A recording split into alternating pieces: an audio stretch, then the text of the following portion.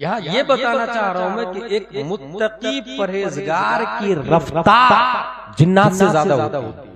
एक तो ये पॉइंट निकला। इसकी एक और दलील मेरे पास याद आ रही है मुझे कि हुजूर सल्लल्लाहु अलैहि वसल्लम ऊपर जा रहे हैं, एक फरिश्ता उसके दो पर थे, दो पर, और दो पर की स्पीड ज्यादा है, पर जाहिर सी बात है पर है तो स्पीड ज्यादा होगी। तीन पर की स्पीड दो पर वाले से ज्यादा होती है। अगर आपको यकीन न हो तो जाके इंडिगो या कतर एयरलाइंस फ्लाइट को देखो, दो इंजन दो फेल होते स्पीड ज्यादा, तीन होते तो उससे ज्यादा, चार होते तो उससे भी ज्यादा। हुजूर सल्लल्लाहु अलैहि वसल्लम ऊपर जा रहे हैं, एक फरिश्ता उसके दो पर लगे हुए उड़ के जा रहे हैं रब की तरफ। हुजूर सल्लल्लाहु अलैहि वसल्लम ने गौर से देखा, इतने में एक दूसरा फरिश्ता उनको ओवरटेक किया, उनके तीन पर लगे हुए थे, उनकी स्पीड ज्यादा, उसको भी हुजूर सल्लल्लाहु अलैहि वसल्लम ने गौर से देखा। इतने में एक तीसरा फरिश्ता उनके चार पर लगे हुए थे, चार पर वाले ने तीन पर वाले को भी ओवरटेक किया, दो पर वाले को भी कर लिया। नबी ने उसे भी गौर से देखा और तमन्ना की, ए अल्लाह, ये पर जो तूने फरिश्तों को दिए हैं ना, तीन किस्म के, दो दो, तीन तीन और चार पर, ये पर मेरी उम्मत को भी अता फरमा दे। नबी ने तमन्ना की। इजाबत का सेहरा, इनायत का जोड़ा, दुल्हन बन के निकली दुआए मोहम्मद। अल्लाह तबारक व तआला ने नबी की दुआ कबूल फरमाई। 2 रकात नमाज दी 2 पर के मुकाबिल, 3 रकात नमाज दी 3 पर के मुकाबिल, 4 रकात नमाज दी 4 पर के मुकाबिल, 5 रकात कोई नमाज नहीं होती है, 1 रकात कोई नमाज नहीं होती है। नमाज की रकातों का इन्हिसार कुल्ली 3 किस्मों में है। या तो वो 2 रकात वाली नमाज होगी, जैसे फज्र की नमाज, या तो 3 रकात वाली नमाज होगी जैसे मगरिब व वित्र की नमाज, या 4 रकात वाली नमाज होगी जैसे ज़ोहर व असर व इशा की नमाज। न 5 रकात कोई नमाज है, न 1 रकात कोई नमाज है। दलील के हवाले से मुहक्किकीन इस पे बहस करते हैं कि आखिर ये 3 ही किस्में इन्हिसार क्यों है। तो ये जवाब लिखा कि फरिश्तों में पर 3 किस्म के लगे हुए थे, इसलिए नबी ने तमन्ना की और वो तीनों किस्म के पर अल्लाह ने नबी की दुआ से नबी की उम्मत को अता फरमा दिया। अब जो इंसान फज्र की नमाज पढ़ता 2 पर आ गए, मगरिब व वित्र की नमाज पढ़ता 3 पर आ गए, ज़ोहर व असर व इशा की नमाज पढ़ता 4 पर आ गए, जो नमाज की पाबंदी करता, कुरान का दावा है इन्ना सलाता तन्हा अनिल फहशाई वल मुनकर, वो इंसान मुत्तबी होता, वो इंसान मुतशर्रिअ होता, वो इंसान पाबंदी नमाज करता, शरीयत का पाबंद होता। अल्लाह तबारक व तआला उसकी रफ्तार फरिश्तों से भी अफजल व आला बना देता है। यही वजह है कि वो जादेपुर की मस्जिद में सजदे में जाता है और मदीने के मुस्तफा गुंबद खजरा से आवाज देते हैं, अस्सलातु मिअराजुल मोमिनीन, ऐ मोमिन तेरी मेराज हो गई।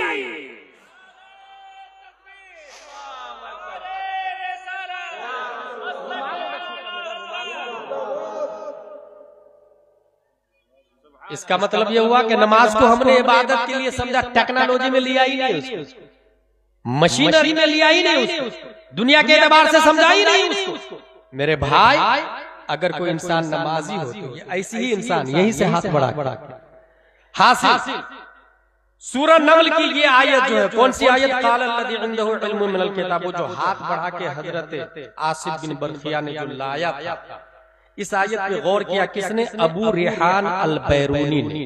गौर करते करते करते करते उन्होंने एक नजरिया दिया। नजरिया क्या दिया? वो सुने। यहीं से साइंस की बुनियाद पड़ती है, एक नई चीज वजूद में आती है।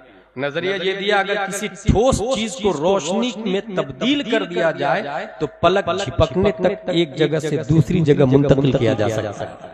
यही कॉन्सेप्ट से रेडियो बना, वजूद टेलीफोन इसी कॉन्सेप्ट से बना, रेडियो का वजूद इसी कॉन्सेप्ट से बना। ये जो हम मोबाइल देख रहे हैं, ये इसी का नजर, इसी का नतीजा है, इसी की फराह हासिल। ये हमारे कुरान शरीफ में, कुरान शरीफ ऐसी हजारों दलीलें मैं आपको दे सकता हूँ कि खल्लाक़ दो आलम ने कुरान मुक़द्दस के अंदर दुनिया की तमाम तर चीजें, खुद कुरान का दावा है ना, नज़्ज़लना अलैकल किताब तिब्यान लिकुल्लि शै, हमने कुरान मुक़द्दस में किसी चीज को नहीं छोड़ा। बस करना क्या है? हमें करना यह है, नून वल कलम वमा यस्तुरून, कलम को लेना है, यस्तुरून को लेना है, लिखना है, पढ़ना है। और लिखने पढ़ने से सिर्फ यही मुराद नहीं कि कागज कलम लेके, अगर कोई टेक्नोलॉजी में लिखता है तो वो भी इसी में दाखिल है। मोबाइल से लिखता है, अच्छी बात है, तो वो भी इसी में दाखिल। मोबाइल में कोई मैसेज आया, धड़ाक से इंसान फॉरवर्ड करता है, बहुत अच्छा मैसेज आया। कुछ इतने नालायक हैं कि गाने फॉरवर्ड करते हैं, गंदी चीजें फॉरवर्ड करते हैं। भाई साहब, बगैर तहकीक के अच्छी बात भी फॉरवर्ड करना जायज नहीं, चे जाए क्या गलत बात। कुरान शरीफ में आया, इदा जाकुम फासिकुम बिनबइन फतबय्यनु, ऐसा आदमी जो नमाज पढ़ता, रोजा रखता, ज़कात देता, हज करता, बस कभी कभी झूठ बोल देता सरेआम, उसको इस्लाम की नजर में फासिक कहा जाता है। उसकी बात भी बगैर तहकीक के शरीयत में मोतबर नहीं। उसको यूं भी समझे एक इंसान है जो 5 वक्त की नमाज पढ़ता है मगर दाढ़ी नहीं रखता, उसने देखा चांद, जाके काजी को बोलेगा मैंने चांद देखा, उसकी गवाही नहीं मानी जाएगी। रियल में चांद निकला तब भी नहीं मानी जाएगी। उसके लिए हुक्म है कि तू अकेले रोजा रख, लेकिन गवाही दारुल क़ज़ा में नहीं मानी जाएगी। ये इस्लाम का नियम, क्योंकि जब तू अल्लाह की बात नहीं मान रहा, दाढ़ी कटा रहा, तो बंदों के हक में भी हक तलफी कर सकता है। हासिल ये कि जब नमाजी है, सब कुछ है, उसकी बात बगैर तहकीक के नहीं मानी जाएगी। फिर मोबाइल की बात बराबर फॉरवर्ड करना, मोबाइल से दीन सीखना। आपको पता नहीं उसमें जाकिर नायक भी आता, इंजीनियर मिर्जा भी आता, तस्लीमा नसरीन भी आती। इस्लामी दुश्मन इतने मीडिया पर लगे हुए हैं, कब इस्लाम को डैमेज कर दिया जाएगा और आप सीख लेंगे और आपको पता ही नहीं चलेगा। इसीलिए अल इल्म दीन हुंदुरु अम्मन ताखुदून दीनकुम, ये इल्म दीन है, किससे सीखते हैं उसे देख ले पहले। लिहाजा मोबाइल से कोई दीन नहीं सीखेगा। अगर मोबाइल में कुछ आया भी तो अपने इमाम साहब से राब्ता करेंगे। इमाम साहब कौन होना चाहिए? आप कहेंगे मेरे इमाम साहब कुछ बताते ही नहीं, तो भाई साहब 5000 में फतावा रज़विया पढ़ के थोड़ी बताएगा, तामीर अदबी पढ़ के बताएगा। आप नाजरा खा इमाम रखेंगे 5000 वाला, तो कहां से आप सोचेंगे बुखारी और मुस्लिम का तर्जुमा करके? उसके लिए 50,000 वाला इमाम साहब, 50,000 आलिम लेकर के। और आलिम कहां मिलेंगे? बड़े बड़े इदारे चल रहे हैं अल्हम्दुलिल्लाह, आपके यहाँ उलमाए किराम मौजूद है, अशरफिया, जमदा शाही, रोनाही, अमजदिया, बड़े बड़े इदारे मौजूद। वहां से कंप्लीट आलिम फाजिल, और उनको ऐसे आलिम को लेकर के आए जिनकी बीवी भी आलिम हो। और मस्जिद के बाजू में फैमिली क्वार्टर बना, ये याद रखिएगा, मस्जिद बना देते हैं लोग, फैमिली क्वार्टर का ठिकाना नहीं होता। इमाम साहब कहाँ रहेंगे, कहाँ खाएंगे, क्या पिएंगे, कोई ठिकाना नहीं। गलत। मस्जिद के बाजू में फैमिली क्वार्टर होना चाहिए। इसकी जिंदा दलील मेरे पास है। हुजूर सल्लल्लाहु अलैहि वसल्लम का फैमिली क्वार्टर मस्जिद नबवी के सहन में बना हुआ था। मस्जिद नबवी के सहन में प्यारे मुस्तफा का फैमिली क्वार्टर था। यही तो है, वही मस्जिद है जो नाइबे मस्जिद नबवी हो, और वही इमाम है जो नाइबे मुस्तफा। इसलिए क्या होना चाहिए? फैमिली क्वार्टर, कंप्लीट आलिम। खवातीन को आलिमा पढ़ाएगी बच्चियों को, और बच्चों को आलिम साहब पढ़ाएंगे। स्कूल भी भेजे, साथ में मदरसा भी भेजे, सुबह शाम। और मैं तो कहता हूँ जिसको अल्लाह ने पैसा दिया है वो अपनी स्कूल खोल ले, अपनी स्कूल। क्योंकि स्कूल आपने सुना नहीं मुस्कान का कर्नाटका में क्या हुआ था? नकाब के बगैर कोई नहीं, नकाब पहन के कोई नहीं आएगी। कुछ औरतें इतनी बेहया थी, वो जाती थी नकाब पहन, गेट पे जाके नकाब उतार के थैली में डालती थी, फिर अंदर घुसती। उसके जिम्मेदार सिर्फ वो नहीं, हम लोग। लालत है उस दौलत पर जो एफडी की शक्ल में है, जो खेत की शक्ल में। एक मकान हो गया है जरा कलकत्ता में, एक और दिल्ली में बना लूं, एक पोते के लिए बॉम्बे में भी बना लूं। ला हौला वला कुव्वता इल्ला बिल्लाह।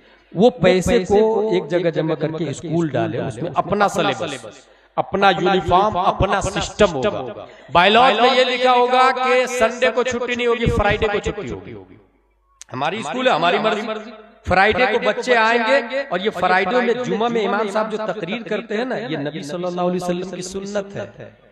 और ये इसकी लॉजिक ये है कि एक हफ्ते में शैतान जो दिल पर जंग लगा दे, इमाम साहब अपनी तकरीर की तासीर से उस जंग को दूर करके दिल का कनेक्शन गुंबद खजरा से जोड़ दे।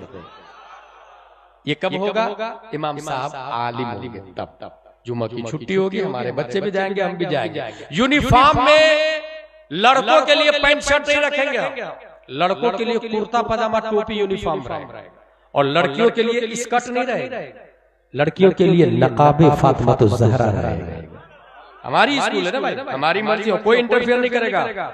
मगर समझाए किसको? इतने हरीस और लालची लोग हैं कि अपनी दुनिया ही नहीं खत्म होती, अपना पेट ही नहीं भरता है। अच्छा, इंसान सोचता है ना कि मेरे पास 1 ही करोड़ है और भी अरबपति है ना, अगर उसको खुद अरबपति उसको भी बना दिया जाए तो भी यही हाल रहेगा, यही बोली रहेगी। क्योंकि मैं जानता हूं एक ऐसे आदमी को, उसको पूरी दुनिया अल्लाह ने दे दी तो सोच रहा था आसमान का भी मैं मालिक बन जाता तो मजा आ जाता। उसको फिरौन कहते हैं। तो पेट कभी भरेगा नहीं, इसलिए तू अपनी दुनिया से भी नियाज हो जा, अल्लाह और रसूल की रजा के लिए काम करे, मैदान में उतरे। लड़कों के लिए, लड़कियों के लिए क्या यूनिफॉर्म, नकाब, लड़कों के लिए कुर्ता पजामा टोपी, और प्रेयर में जनगण मन अधिनायक नहीं, मुस्तफा जाने रहमत पे लाखों सलाम चले। अब जो हमारा बच्चा पढ़ेगा वो जाकिर नायक नहीं बनेगा, डॉक्टर अमीन मियां बनेगा, डॉक्टर सज्जाद आलम मिसबाही बनेगा, एक अच्छा आलिम दीन डॉक्टर अशरफ मियां बनेगा। ये क्यों बोल रहा हूं मैं? ये वो तकरीर है जो अमल में ला करके जादेपुर में इनकलाब लाने वाली बात। कल हो के कोई ये नहीं कहेगा बहुत अच्छी तकरीर हुई, क्या बातें बताई, ना अमल करना है, हम सबको अमल करना है। इसी का नाम है जलसा, इसी मकसद के लिए जलसा होता है। अल्लाह के दुआ में हम सबको कुरान शरीफ, हदीस शरीफ, फिक़्ह शरीफ पढ़ने, समझने, अमल करने की तौफीक अता फरमाए। वमा अलैना इल्लल बलाग। अस्सलामु अलैकुम।